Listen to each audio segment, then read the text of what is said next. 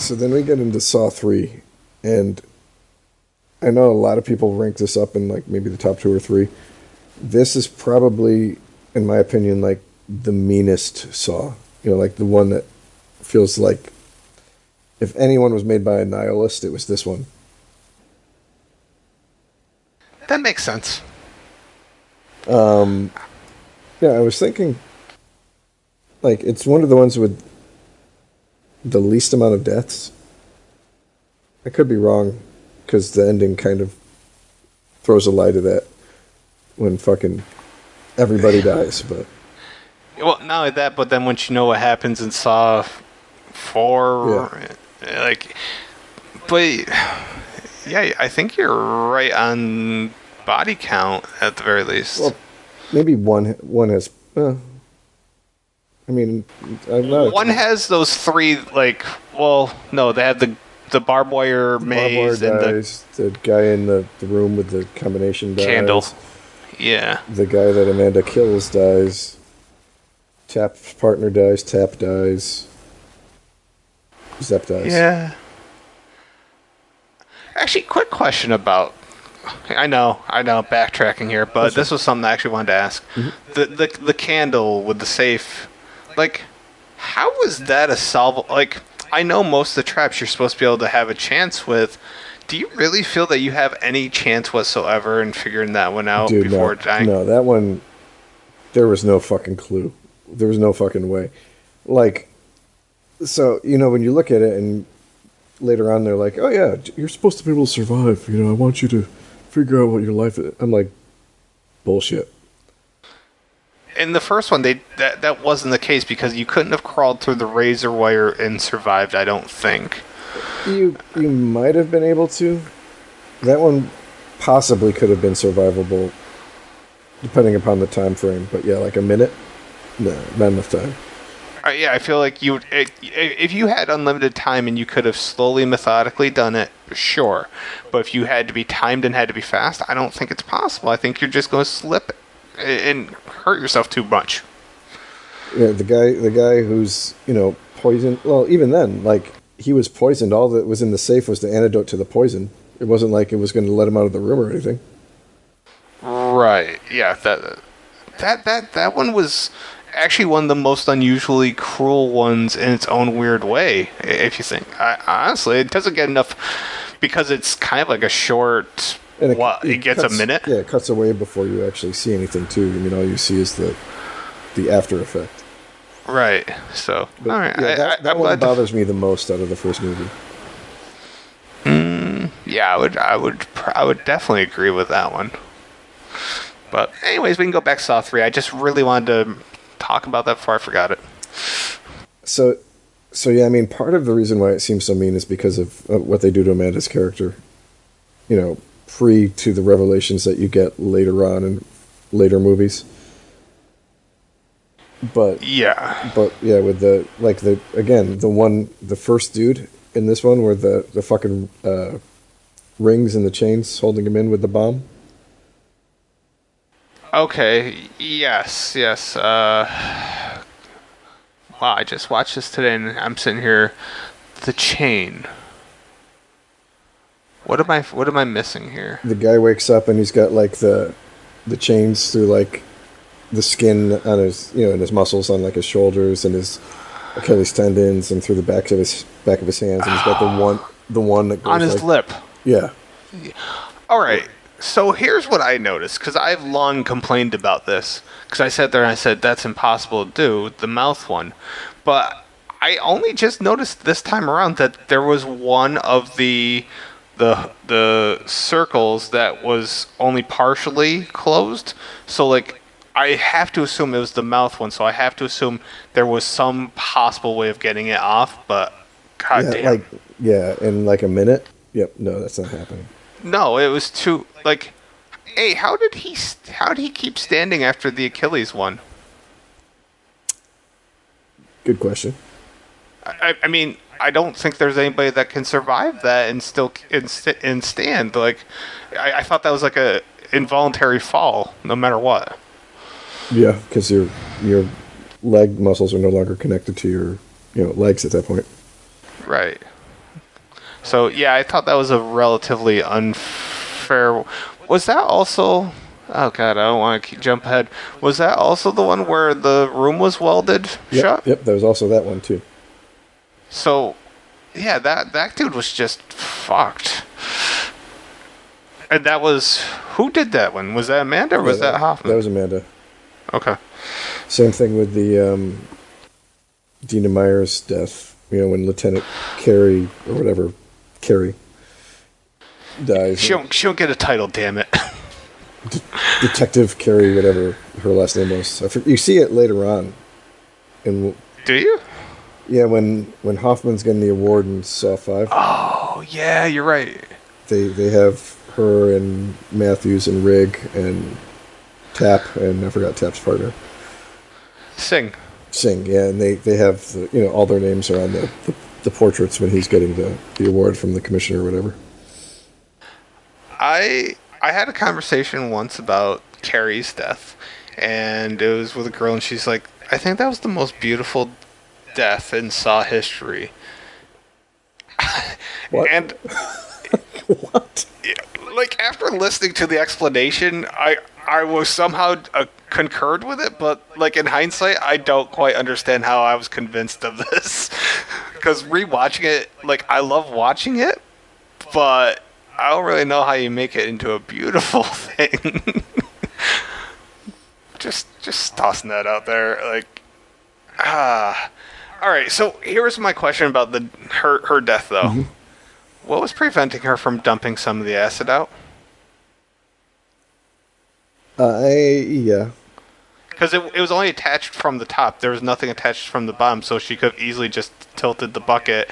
Yes, you're still going to have to reach into some of the acid because you cannot risk that key falling out. But if you tipped it and dumped out half the acid, I'm just saying that makes your life a little easier. Yeah, no. You're going to die either way, but... Completely agree with you. I mean, the only thing it would be, like, we don't ever get, like, a full-on clear shot of, like, how much slack she had with her arms at the time. That makes sense. I mean, if there wasn't enough slack for her to be able to reach underneath it, push it up high enough to be able to get it over the lip, to be able to tilt... I mean, but yeah, no, I mean, there's plenty of times in this where you're like, we'll get it, like, later movie, there are a couple I want to be like, it's fucking really easy to see, like, how you would get around this, and the fact that they don't. Right.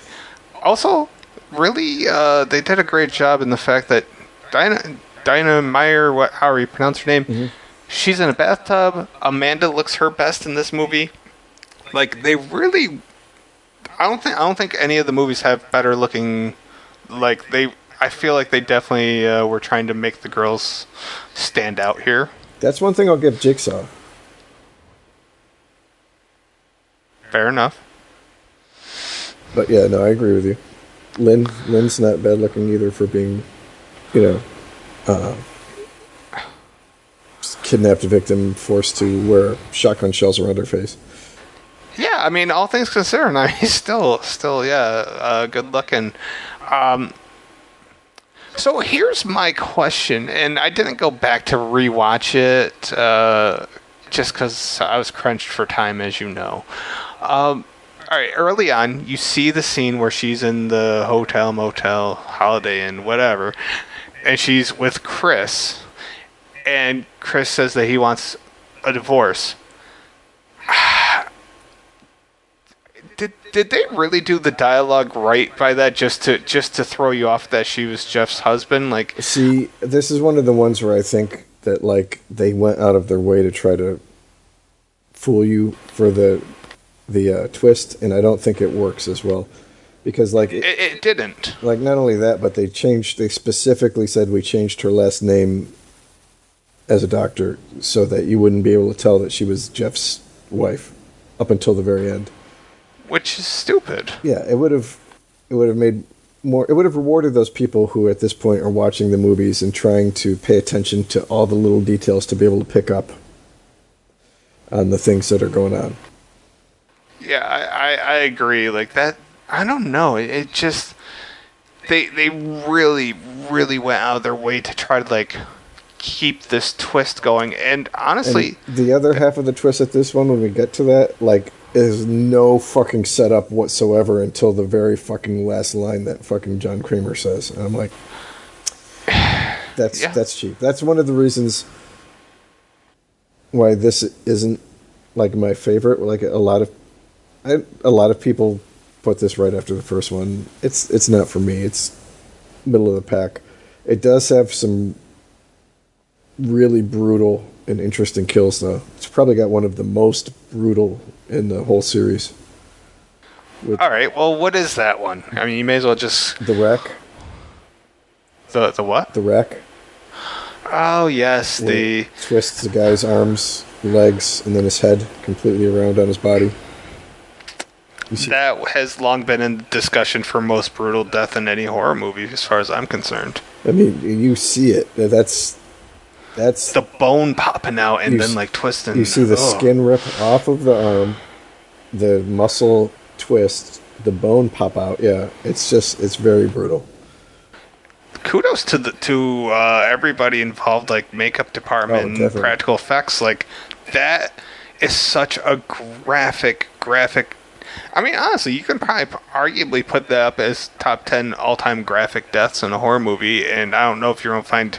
Yeah, you might be able to find some people, some assholes that would nitpick the hell out of it, but I think a lot of people would agree it's probably one of the 10 most gruesome on-screen deaths. Oh, definitely. Yeah, I mean, there's what did that guy do wrong? He was the one that... He was the one that hit the... was the driver, right? Yeah, he ran over Jeff's kid. Also, did they, like, by part 3, did they just run out of last names because he had the same last name as Amanda? I was like, wow. Not even trying to be creative here. Okay. See, and like one of the other things that people bring up who don't like this one at the time, like, it's hard to be sympathetic with Jeff when, like, every single one of these that he comes to, he like waits and he waits and he waits to the last fucking minute before he fucking makes his mind up on whether he's going to help or not. You would think after the first one, I get the first one, it's kind of just thrown upon him and he's really not sure how to feel, and I get it, but simultaneously by the second one, have your mind made up. Either I'm going to forgive and I'm going to do whatever, or I'm in full out vengeance mode. Also, this is the only Saw that features any nudity, correct? Yeah. I mean, this is a series that didn't need nudity. Friday the 13th obviously did. This really didn't, but it actually caught me off guard. 4 might have had a little bit. I'm trying to remember. It wouldn't have been on screen though. It would have been in the pictures for the dude in the Oh yeah. I don't count that if it's just but pictures. Yeah, no, definitely, like, you get full frontal, I was like, well, it's obviously very cold in there. What I liked, just go back a little bit in the film, is when Jeff gets out of the crate, I gotta give him credit. He did one of the things that I bitch about in horror all the time that people don't do. He took something as a weapon. He took a piece of wood and used it. I was like... Why? It always bothers me. You're in a strange place. Obviously, you're not in a good place. Like, why don't you bring something to help you? And he did. So kudos to that. Yeah, I've had a really weird, like, I don't want to say affair, but I'll use affair, with Angus McFadden over the years. Like, he's been in a lot of really great movies, but I don't know if he's ever necessarily been, like, any of the driving force in any of those movies. If he's just one of those people that picks good roles versus him. Saw 3, Braveheart. Yeah. I don't know if you ever saw Equilibrium. I did not.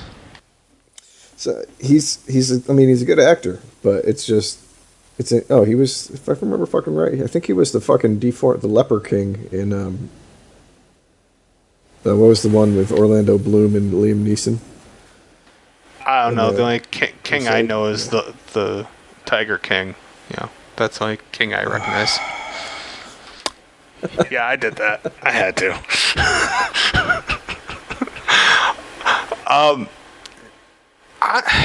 So this is a cool thing about this film. I think this film has a lot of... As a Nightmare on Elm Street fan, this was possibly the film for me as far as creativity goes for the deaths. Like, they really tried a lot of neat things, like the frozen girl. Like, that was a terrible death. Interesting one that they never tried to do again. Right. But then, like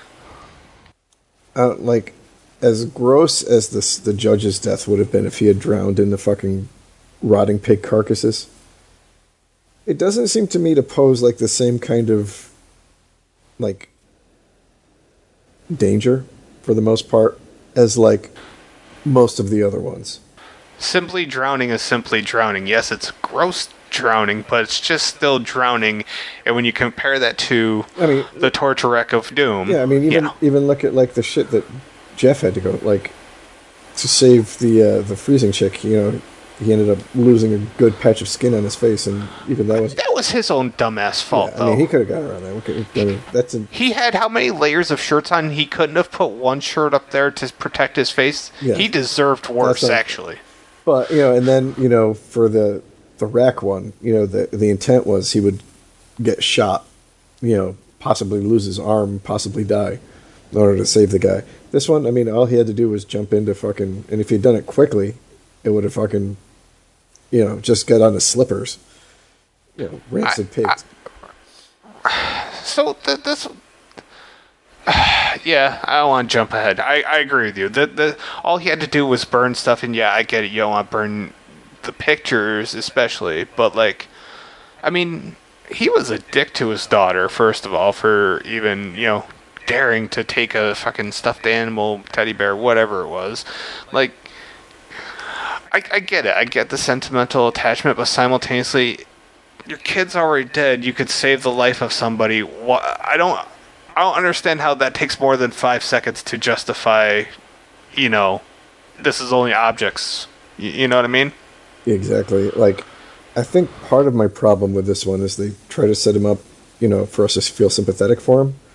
His son died, and then, like, the script does its best to make us feel not sympathetic for him at fucking all. Well... that became the calling card, though, and I would say it started here. And then, I mean, unless you want to I wouldn't call Eric Matthews. He has a very different role compared to Angus. Like, Angus is Jeff. Yeah. Jeff's the first dude that, like, his game is actually happening where he's got to make these decisions, and like, there's not a single one of these characters in any of the movies that are really that good or redeemable or likable. I don't think, until I don't even know if there is one.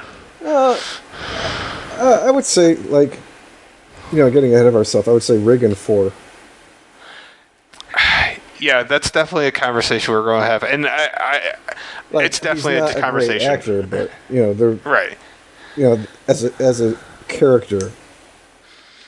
And I think that the big difference between this one and Saw 6 is the guy who we expect to be a complete fucking asshole in Saw 6 ends up turning out to be sympathetic, whereas Jeff, we're expecting to be sympathetic, turns out to be a fucking asshole. Just complete utter douchebag. Yeah. What was the third one? Was the third kill in this? Was that the torture rack? Yeah, the torture rack. All right. At that point, it's the 5th kill because we've gotten the ones that we've had before. The game starts. Oh yeah. What was the game starting? Why was it, or when was it? Oh yeah, no, I'm getting lost in between all the different films. My bad. I'm thinking of part 4. So anyway, with the torture rack, quickly, like, where was he supposed to use the key? Did they ever show, like, the lock or anything? Yeah, there was a lock on each one of them. So he would have had to act super fast in order to prevent any serious injury. Yeah. Like, super fast. But, I mean, to be fair to Jigsaw, which I don't know if we necessarily need to be, but like he said, the human body is, an incredible creation. And as we see later on, you can survive the loss of an arm or two arms or a leg. So I found it weird that like he did arm one, arm two instead of like arm one, leg one. 'Cause Right. it would have been like, well, okay, you have. I guess you better start boning up on that movie My Left Foot if you want to be able to figure out how to eat with your feet, since neither of your arms are there anymore. Really, you did a My Left Foot reference. That's good on you. I've never seen it. I did buy it though last year, I think, on digital. I haven't watched it, but Daniel Day-Lewis is. I don't like a lot of the movies he picks, but I will give him this, that, like, the dude is a great actor, and he fucking goes all in on fucking every single part that he does. he really, really, yes. Like, if you want just an actor that's just going to be like, yep, and I'm going to do this absolutely the way that it should be, sold. So, yeah. Here was something that I thought was interesting that I don't know if I've ever paid attention to until this time around. The little figurine that was on top of John's heart rate monitor, I took note of it. I was like, I don't remember ever seeing it later on, and sure enough, I did see it later on. It was in part 4 or 5. Where is it at? I mean, when he's following Cecil at the Chinese Year of the Pig thing, and he goes and he points. Cecil goes and points like he wants something, and as the vendor has his back turned, he grabs the little figurine. No shit, and John kept it. Yeah, ain't that like a weird little, like, it's a subtle thing that they had in part 3, and they probably like, oh well, let's tell the story about it, down the road, and sure enough, they did, and I have to commend them for little details like that they get right. Like this is the one more than like Saw had nothing else to reference. Saw 2 only had the first one to reference. So there was shit in there that referenced it. Definitely, like at the end when Matthews wakes up and he's chained to the same bathtub that they were fucking chained to.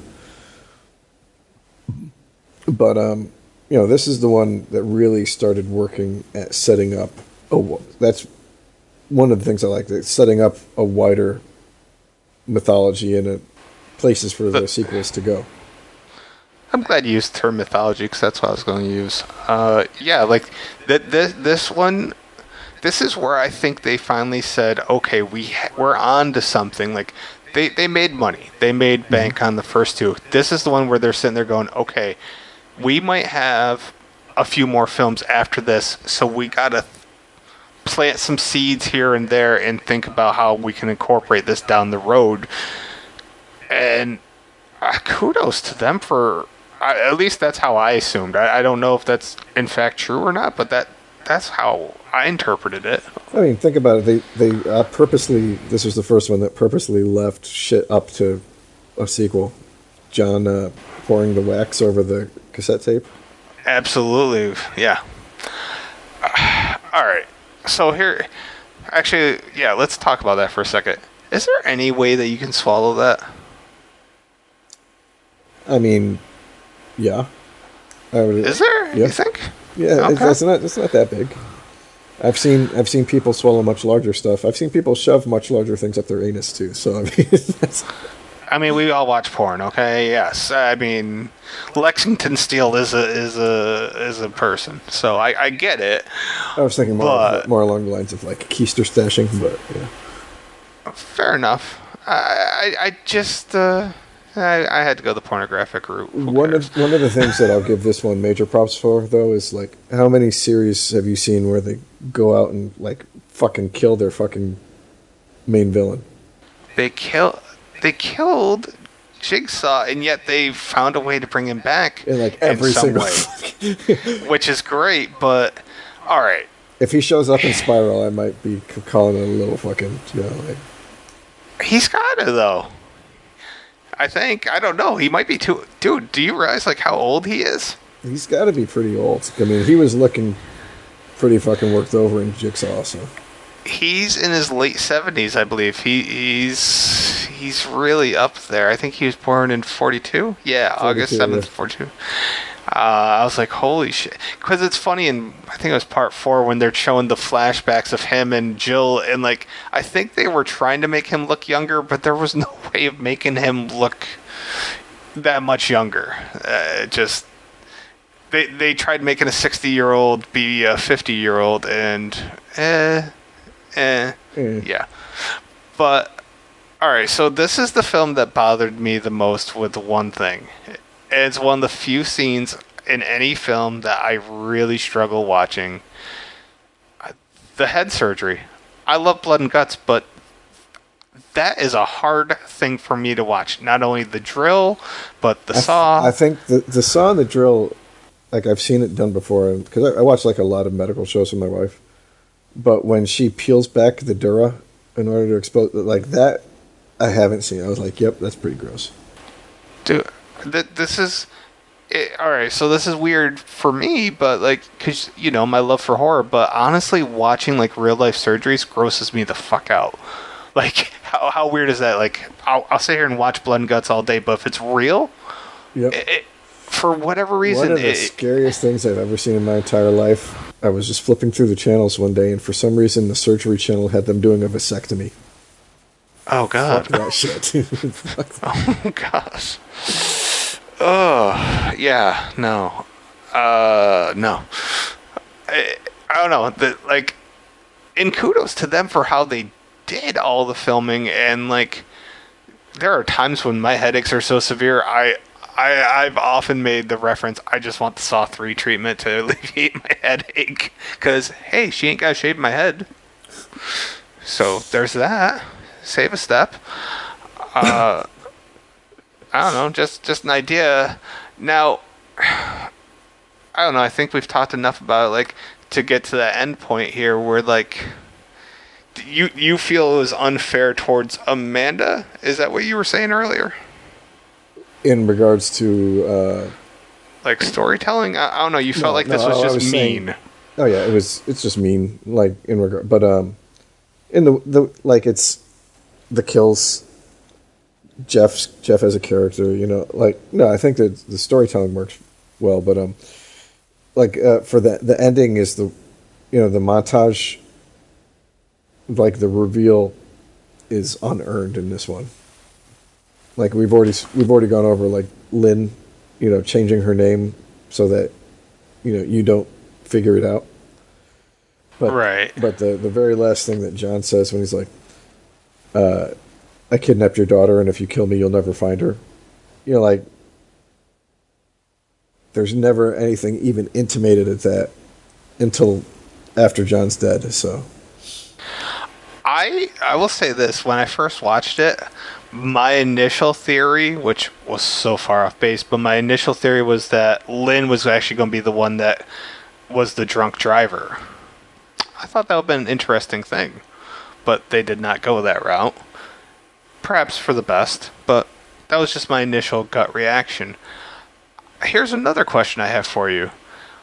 Okay, Amanda completely overreacted a few times towards Lynn, and it seemed like, was she getting, like, jealous? Was there a romantic jealousy, or what was going on with her? Like, she saw, like, John and her, like, holding a hand for a second, and, like... This is something, like... that's been retconned, but I don't know what like if that was what the original anticipation was supposed to be for this one. I mean, they go back and they address it in Saw 5. Right, yes, I get that, but here, like, based on what we knew, the reaction seemed a bit over the top to, like, were you just trying to be an apprentice, or were you like, in love with him? Like, yeah, see, that never really gets answered. You know, like, they answer it, but only when it's different writers actually writing it, so. Yeah, and okay, because I didn't make it through part 5 today. I don't want to jump ahead too far, but what did they come up with as far as, was it a love thing, was it a romance thing, or no? No, I mean, she didn't realize that John was testing her, but Hoffman knew that he was testing her. So gotcha. she's like, I'm going to be the number one apprentice around here. And Hoffman's like, fuck that. And he leaves her that envelope that she opens up. So maybe they knew. because I mean they have her open up and read it, and then you see her fucking crying and shit. Her reaction to it was the envelope that he said was in the desk, right? Yeah, and Yeah. Hoffman says if she doesn't kill Lynn, then he'll reveal to John that she was the one who was driving Cecil the night that Jill loses her baby. I found that whole thing interesting too. That's all in part 5, right? Yeah. Okay, so we'll get to that, I guess. I had that quick question. So maybe they knew, because they do have her read the envelope that is later on shown to be that.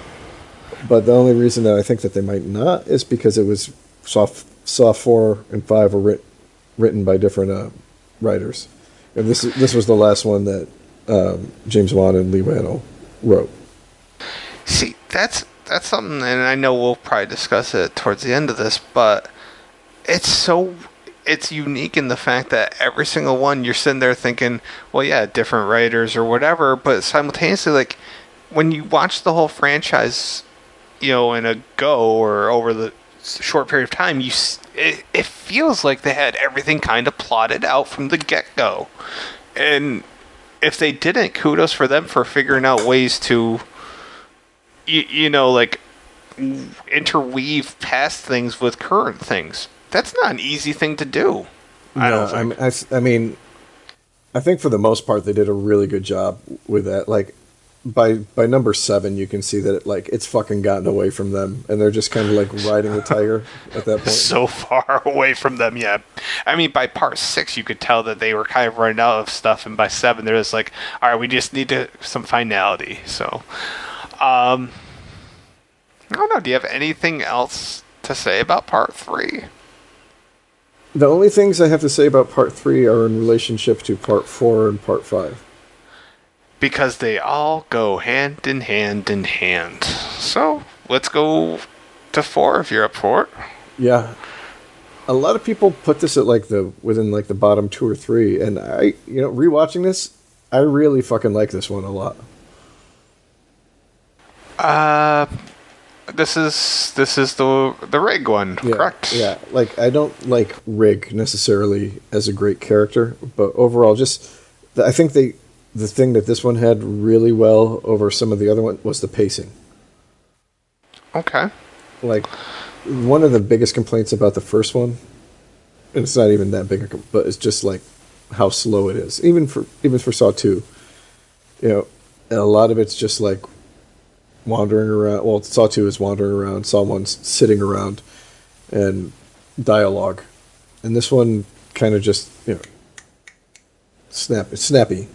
It goes pretty quickly.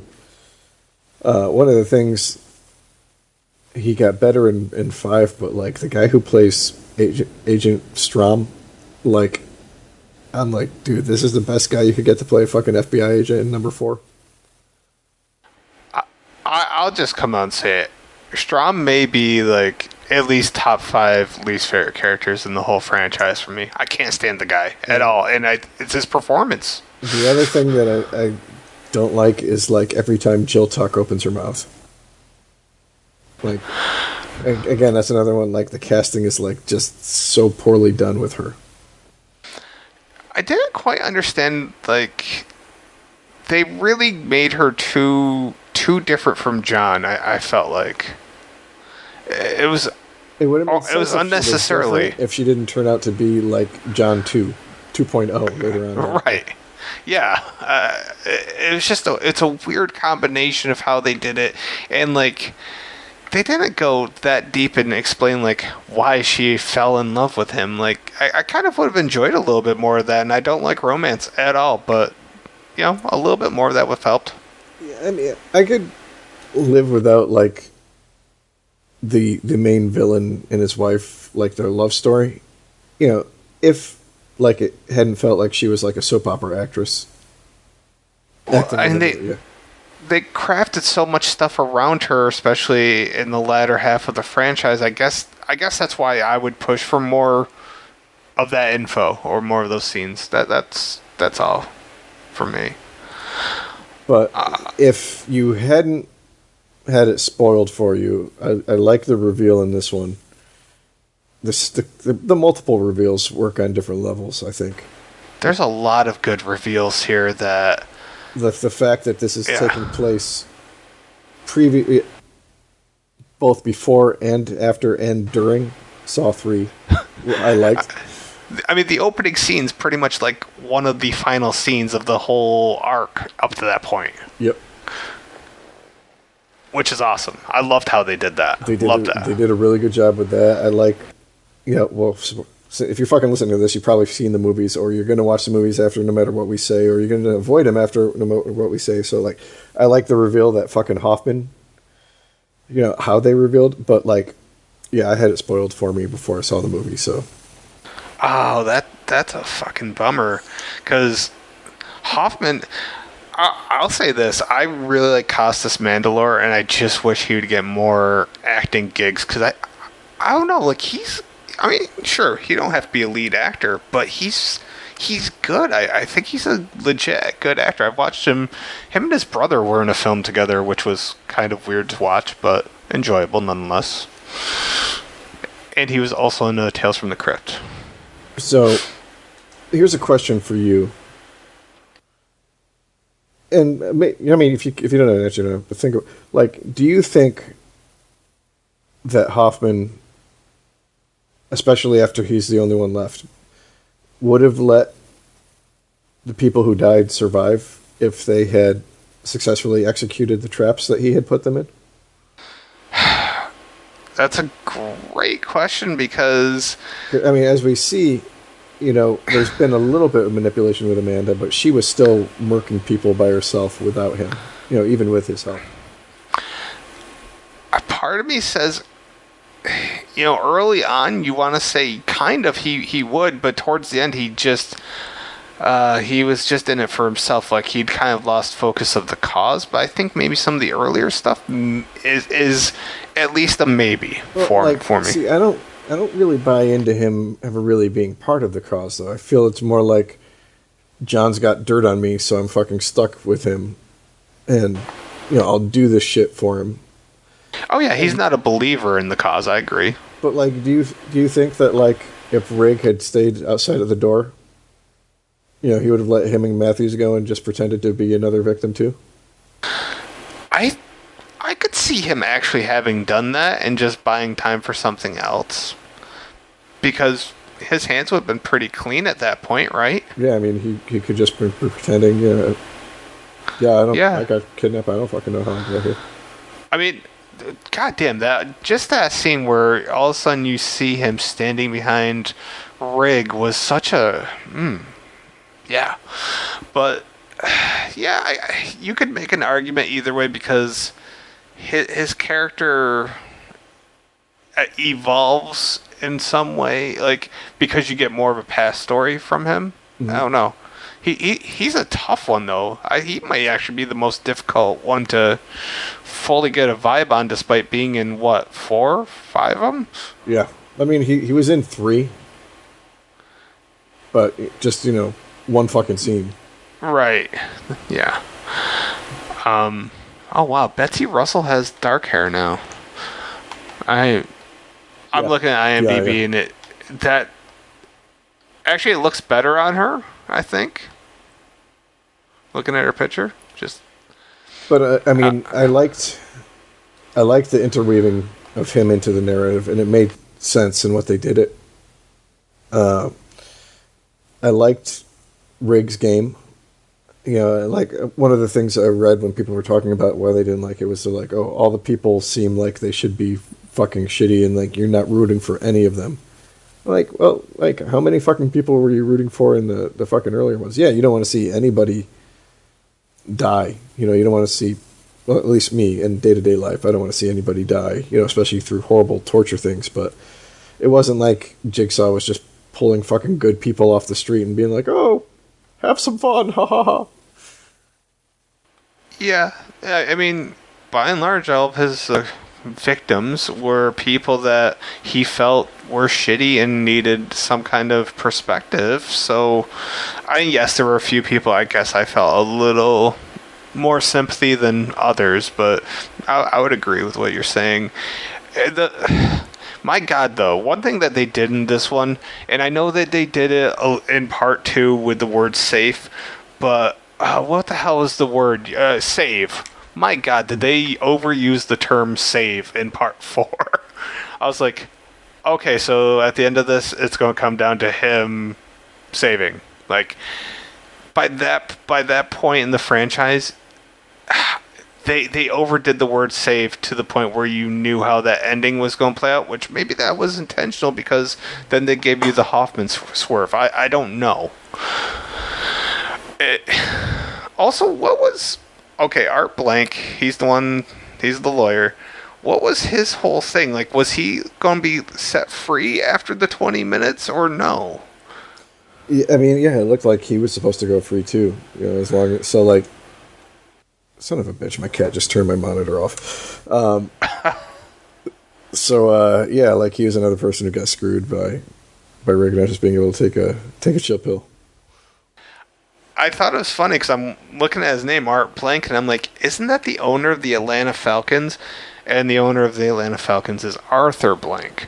So it kind of surprised me when I did a search so quickly for Art Blank, and the first thing came up is like a Saw Films wiki fandom thing. So I don't know why that's important, but it's something that I did, and I didn't know that website existed. So happy that I looked it up. And also happy that's not the owner of the Falcons, I guess. Alright, how did you feel about... I guess we probably should go more in order, because I was just going to jump like right into the fucking middle of it. I don't even remember. What is it start off with the guy with the hooks, right? Hoops? Or No, this one starts off with John Kramer's autopsy. Starts off with the autopsy. What was the first big thing in this one? Did they have any of them before the chick with her hair caught in the... Yes. First of all, let me just say this. Was there a real rhyme and reason to have to see Tobin Bell's cock? I'm saying no. I mean, maybe he was proud.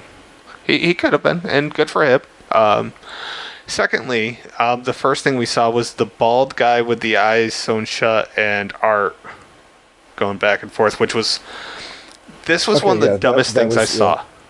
Because the whole time I'm sitting there going, you can rip the art. I kept saying, dude, just rip it open. Like, yeah, it's going to hurt, but you're going to save yourself so much pain and aggravation. Like, there's a hook in play. Like, there's things that can kill you versus just ripping your lips open. So he doesn't do it. If I remember correctly, too, wasn't there a knife? Like a cleaver or something like there? Dude, there was all kinds of implements of death. And he's sitting there, like, worried about, like, hurting his lips. Only, and this is what gets me the most pissed off, only for him at the end to scream in pleasure or victory or whatever, and he ends up tearing it anyways. So, dude, what the fuck? And who was the fat bald guy? Good question. Like, they don't ever tell you who he is, they just tell you who Art is, and I found that weird. At first I was like, is Art related to Zepp? But we don't know for a fact that he wasn't, but I'm assuming he wasn't. And, like, that seems kind of, like, shitty, too. Like, this guy's your lawyer, and he argues with you over wanting to, like, divest yourself of all of your assets, so you're going to fucking put him in a fucking murder game? Oh, alright, so yeah, I definitely was missing some stuff here because I was rushing, but what was it that he did that was so bad? Was it just... That's it, that's what I'm saying. He didn't do anything that was so bad. Like, when John wanted to sell all the shit to give to Jill, he's like, dude, we're partners, you know, I own half of this shit. You know, I can't just fucking sell your side, because, you know, that's not how the law works. Oop, okay, that's you're going through a fucking puzzle box there, buddy. Yeah, and plus, it sounded like they were doing something good. They were doing like apartments for low income, I believe. Yeah, they were making low income housing to like renovate it for needy families. Do we know where this takes place? if we go by I saw this just recently. If we go by the license plates in the movies, New Jersey, I believe they show them in Jigsaw. Okay. Yeah, I kind of felt like Art really was one of the more innocent people in the whole franchise, really, that kind of. He went through a lot of shit just to still get screwed. Yep. Now, all right, here's another question about. I'm sure I'm on the right film this time. Why did they film it like. At first, like, they made it seem like Tracy was, like, leaving Rig, but in fact she was just going to help her mom for a few days. Like, why did they make it seem like such a big deal that he just wanted to stay home and rest? I don't know. I mean, again, this is the first one that wasn't written by Lee and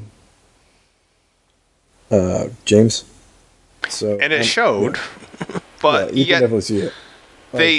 They found a way to interweave everything, which also was an achievement unto itself. Like, you can see the flaws in the newbies and also some of the cool things that they did. I mean, and this is also the last one that Darren Lynn Bousman directed. So, like, I think it works because you had the same director from 2, 3, and 4. So you had some kind of consistency when you brought in the new writers. Right. This is... Yeah, I kind of felt bad for Lindsay Perez. She was Strom's partner. Yeah.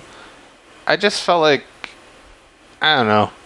I imagine she hates her job working with him. Like, she just hates working with him. Right? I imagine she's like, can I be the one doing the interview this time? And he's like, no, I have to do it. I'm the only good interviewer on this. Like, he gets right in her face, like, pushes her up against the wall and does it. Like, he just seems like that dickhead. He seems like the guy who sets off a fucking race war. I'm not gonna fucking lie. He does. He really... He's the guy that yeah. He is that guy. I don't even... Everything that I was going to say, I'm not going to say. But you can use your imagination. Yeah. Strom, out of all the assholes, up to this point, up to the fourth one, I'm not sure how many other people were bigger assholes than Strom. I would say Xavier. Eric Matthews. Eric Matthews, that. And with Jeff, I don't even know. Jeff was a douche? Jeff at least has a fucking... he's a douche, but he had a reason to be a douche. Yeah. That's the only thing that saves him. But, like, this guy's just, like... This is the law enforcement entitlement fucking epitome example. He's just an irredeemable jackass, which is a term that I really like using as of late. There's one thing that redeems him for me in the next movie, and I'll touch on that when we get there. But yeah, for the most part, like this one, I'm like, God, this guy fucking. Like you got to wonder what like was the casting director like fucking his sister or something? That's the hope and the dream. No. Here's a question. Mm-hmm. Why are people so utterly... Alright, because I don't think we talked about this in part 3. So I'm going to rewind, but this also applies in part 4. Carrie, with the home invasion, like... that didn't make any sense at all. Jesus, I got to rewind just a little bit more. She's watching a VHS tape, and then somehow it just magically switches inputs without her knowing to live cam footage, and she was still really stupid about how she handled it. And then in part 4, Rig has an intruder in his house, and I don't know, am I wrong in expecting more from these people, like to be smarter with how they're handling these home invasions, so to speak? The only thing you're wrong about is expecting people in movies, especially people in horror movies, to not do the stupid thing. Listen, I'm a wrestling fan, and there are times where I just like, wow, wrestling's sometimes smarter than horror movies. I don't understand. If you saw something transitioned into a live feed of you in your bedroom, what would be your first fucking reaction? I wouldn't wait around. Like, if I don't have a weapon near me, which I only have my weapons in my bedroom, so if I'm not in my bedroom, if I'm just in my living room, I'm making a dash to the door and I'm getting the fuck out. That's it. Like my first thing as I'm going is like 911. Yeah, hey, somebody's broken into my house, and I'm a police Yeah. officer. I need backup right now. Yeah, you get the fuck out of Dodge and you call for help. You don't try to be friggin' G.I. Joe here. Like, no. Because most places it's going to be a couple of minutes response time. But Right. like, how many places are you going to overpower one person, knock them out, and then transport their body within like 3 minutes? True. The thing is, like, if somebody's already messed up your house to the point where they have a live camera feed of you, I'm already thinking this person's probably smarter than I am, and I can fully be okay with admitting it and realizing that I am overmatched already. That's all. I may not be overmatched, but I'm okay with admitting it because that terrifies me. Yeah. And it should have terrified Rig with, like, why was there so much plastic wrap there? Yeah, I've never done a remodel, but I've also never done like a remodel in an apartment in the inner city where it would open my house to the elements and need to have that much fucking plastic up. Right, that's what perplexed me quite a bit. Like Lethal Weapon 2, when Danny Glover is remodeling his garage, and the garage is what's open to the element, makes sense. You know, it's a garage. You're not fucking living in there at the same time. Sure. Doing that, yeah, like, that was basically just a whole way to make it fucking easy for him to be fucking ambushed. I feel like, and gosh, I hope I'm actually remembering the right movie, and I don't know if you've ever seen it. Did you ever see Ills or Them? It was the French version of The Strangers before The Strangers. I did not know. I believe Upstairs, because a similar movie, yet it's a very different movie. Like, actually, I don't even want to say similar, but there's a lot of similar qualities. But like Upstairs, there's so much plastic, and that's all I could think of when I'm watching this was why is this a thing? Like, it irked me, and I don't know. You know me. You know how I get really annoyed at really random things. This was just one of them. You know, one thing that I did like in this, just a little cameo, was Julian Richings as the dude in the fucking apartment building's lobby. That the homeless dude, right? Yeah. Dude was great. Yeah, he's so creepy looking in like most of the shit he does. You know, like Wrong Turn, and he was in the fucking Christmas Horror Story, wasn't he? In the Krampus one. Oh, he could have been. Honestly, I wouldn't have even recognized him. Now you mention it, though. What the hell's his name? Julian Richings, you said, right? Yeah. All right, may as well look him up, cause. Oh yeah, he has a really like unmistakable face. He was an urban legend. I didn't know that. I've only seen that movie once, though. Was he the janitor in that? I haven't seen that in a long time. Huh.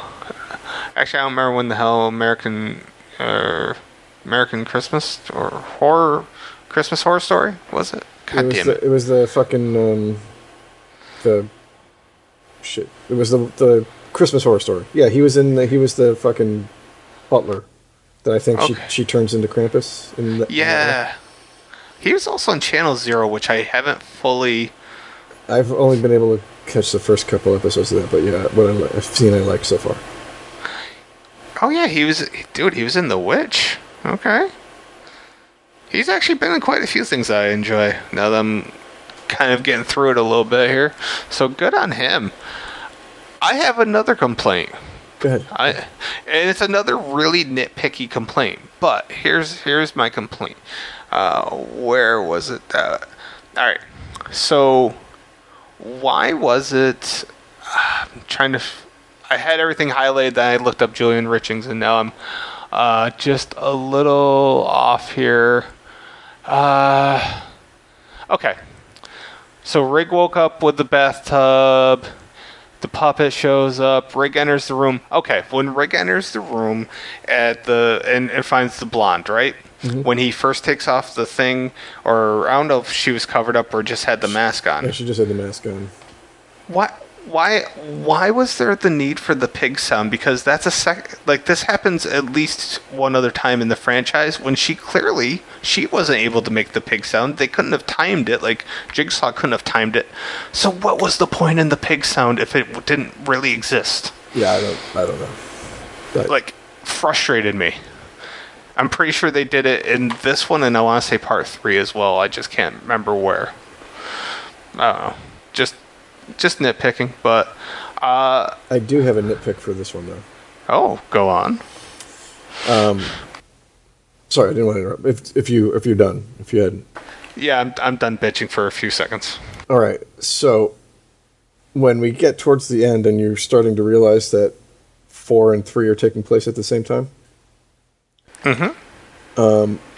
When Strom finds the tape recorder after Perez gets, or Perez actually finds the tape recorder right before the thing blows up and gets her in the face.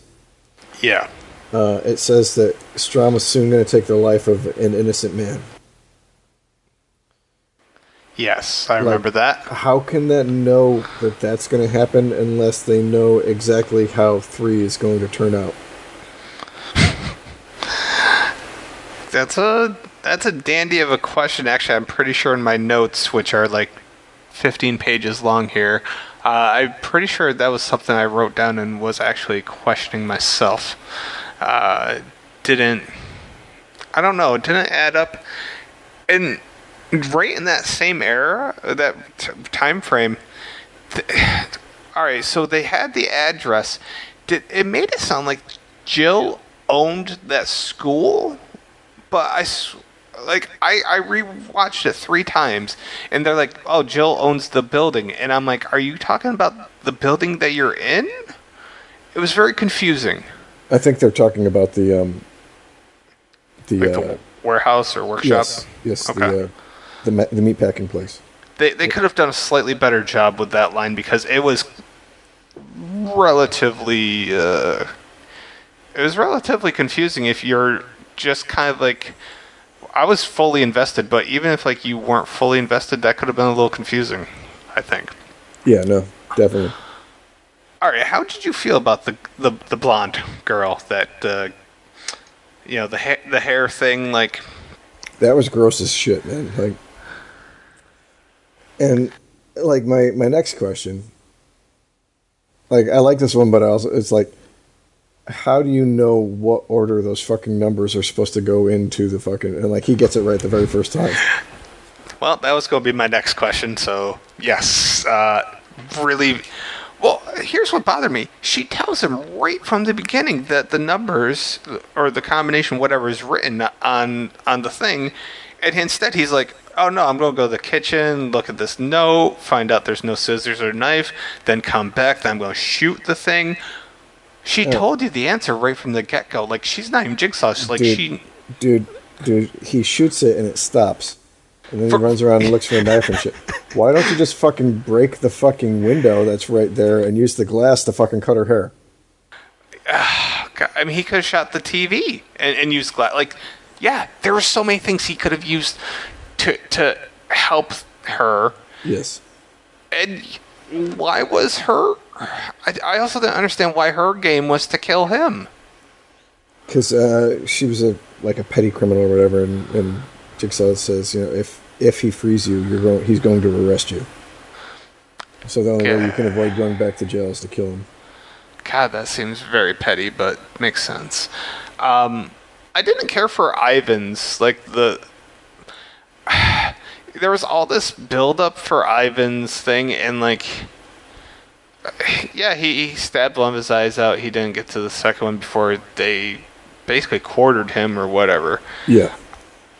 I felt that not only was the setup really overly elaborate for what the payoff, but I just loved how the one officer's like, well, how'd they even get this up there? And then somebody immediately was like, "Whoa, they had the room rented out for a course of 6 days, so you just bring it up piece by piece." And I'm like, how are you bringing this up piece by piece? Like, that's still pretty an elaborate setup. Are you just constantly leaving every half hour? Like, hey dude, is everything okay? You keep walking in and out, like you fucking been in and out like 15 times in the last hour. What's going on? You keep bringing like these mechanical parts. Like, I just imagine him going up in like a shopping bag, and he's like, "Hey, everything okay?" And the dude just pulls out like a bottle of lotion, and he's like, "Yeah, I'm okay." Yeah, like, dude, it's such a weird. It's funny, and they had like the immediate. Like they tried to answer it, and they just didn't do a good job. I think they're like, well, let's get a little defensive and just immediately answer it and hope people don't think anything more about it. But like that has long just sat there and taunted me, I suppose. Most satisfying thing in that whole film, I mean, I like the twist, but really I enjoyed the lady pulling out the, I don't know, spikes, rods, whatever you... for her and her husband. I enjoyed that scene greatly because that guy was just horrible. Like, I felt like he actually deserved a much worse death than what he got. Oh, definitely. No, that was an interesting one too. You know, like, you have to free yourself from the fucking whatever that's holding you back. The ties that bind. Yep. Yeah. I really liked that one, and I was just like, you know, if Lifetime could ever make a movie like Saw, this would be the perfect one right here. This is the Lifetime murder. And it was definitely super satisfying.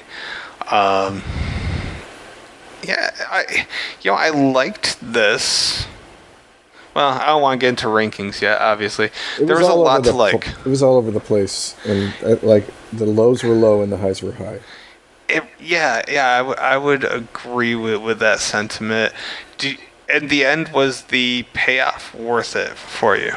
I think so. I mean, at this point, Saw 2 and Saw 4 are the shortest. They're an hour and 33 minutes, and I think it works because it didn't feel bloated.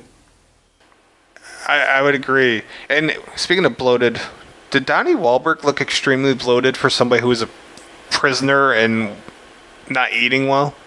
Yes. Okay. Yeah. I wasn't supposed to notice that. Like, because he's like choking the entire time we see him. So. True. Did you find his ice block death a payoff? Could you imagine, like, being Detective Matthews, and you've fucking been in prison for months, your fucking ankle is so fucked up you have to have like a fucking cage around your whole leg to be able to stand, and you make it there and you're fucking choking, you're standing on ice, it's melting, you do that for 2 hours and your buddy busts through the room and fucking your head gets cracked. You just, like, that last second you're just like, fuck my life.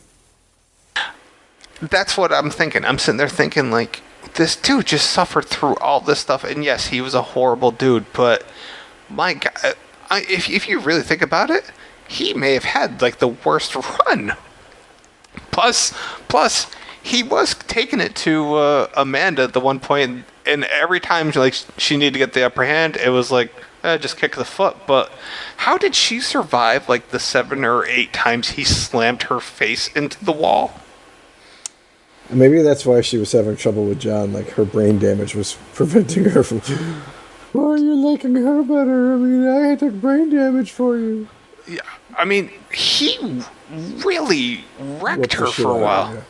Yeah. Like, I actually liked that fight. It was good in the fact that, unlike most male and female fights that you see in movies where it's either like all this outlandish Matrix type shit, this was like a knockdown, drag out fight, and yet it still worked between a man and a woman. It worked in some weird way.